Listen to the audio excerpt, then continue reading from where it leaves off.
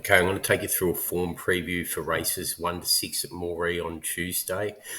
This video also acts as a little bit of a form analysis 101 video, how about I go about doing the form, and what I look for.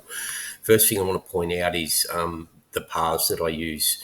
When I rate a horse to $8 or 8.00, it means it's 0 lengths above par. 6.0 is 1 length above par, 4.0 2 lengths above par, 3.0 3 lengths above par, 2.0 4 lengths above par.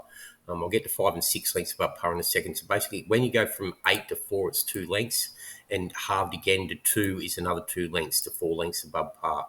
And then 1.85 is 5 lengths above par, and then 1.76 lengths above par. I use these ratings as raw par levels, class levels above par, purely to describe how much I think a horse is above the par for the race. And then I convert that into a market set to 100%. So we'll start off with Moree race 1, 1400 metre 27k class 1, likely to be run at a moderate to slow tempo. Got this race down to 2 seen chances, being the 3 and the 2. Miss Nicolini, Water Lily. In the market at the moment, Miss Water Lily is 4.5. My Water Lily is 4.5. Miss Nicolini 1.65.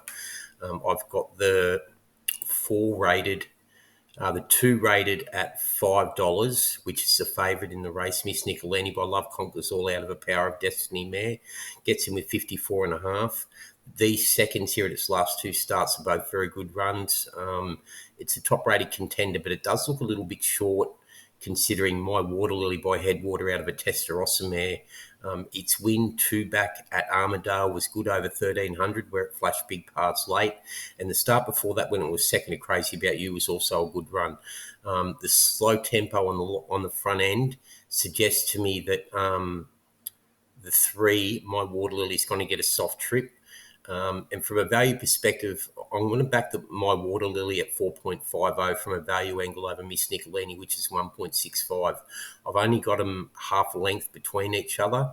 I've got My Water Lily 2 lengths above the par, rating at $6, and Miss Nicolini at $5, which is 2.5 lengths above the par when you look back at the ratings levels and stuff, or 1.5 lengths above the par compared to 1 length above the par for My Water Lily. So there's only half a length between the two of them.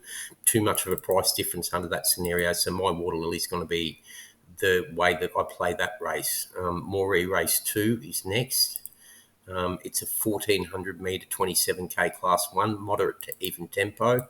3 major seen chances in this race, being the 3, the 2 and the 1. If we go and have a look at the market for race 2, that'll come up in a second. I'll just go through the form of them. The 3 is the first one I'm going to look at, which is My Diamond Boy by Casino Prince out of a Dolphin Street mare. Dolphin Street, as a broodmare side, generally the progeny handle the wet. This one I've got rated 3.50. It drops 4.5 kilos on its win 2 back, which is the run I'm interested in. That was over 1,600, drops back to 1,400 metres here. The pace scenario's against it. The 2 I've got rated at $2.70, just over 3 lengths above the par. That's Lasting Promise. Lightly raced improver by Choisir out of a Dylan Thomas mare. Well bred. Winner 1 from 5. I won this trial at Toowoomba on the inner by 8.5 lengths, then came out and won first up over 1,300 at Toowoomba, where it made all, won by 2.8, put big gaps further back in the field. It's likely to get a soft lead here. It's a lightly race improver. Second up fitter, it does look the one to beat. And the other one in the race is the 1, Celtic Harp. It's well bred too by No Nay Never out of a Fastnet Rock mare. The pace is against it. It's a query in the wet. It's very well bred. So realistically, at the end of the day, the race is between the 1 and the 2. And if we go and have a look at the market, the 2 that I've got top rated is 4.20, Lasting Promise, and My Diamond Boy 3, which is third top rated at 3.60, and Celtic Harp's a bit short at 3.7. So the way to play this race is going to be the 2, Lasting Promise, but with no major confidence. It's 4.20. Top rated at $4 once I've converted to a market set to 100%. Maybe slightly shorter because it's a small field, but decent overs at the 4.2. So I'll probably end up rating that around a 3.7 chance. And then race 3, if we go and have a look at race 3, I'll do the first three in the first half of the video, and then I'll do races 4, 5, and 6 in the second half of the video. Race 3 is a 1600 metre handicap. I've got this race down to a race of 2 seen chances, being the 1 Poet Lad. I've got it 6 lengths above the par, rated at 1.70, likely for a soft lead. Poet Lad by Lope de Vega out of a forestry mare. Well bred, gets in with 57.5 kilos.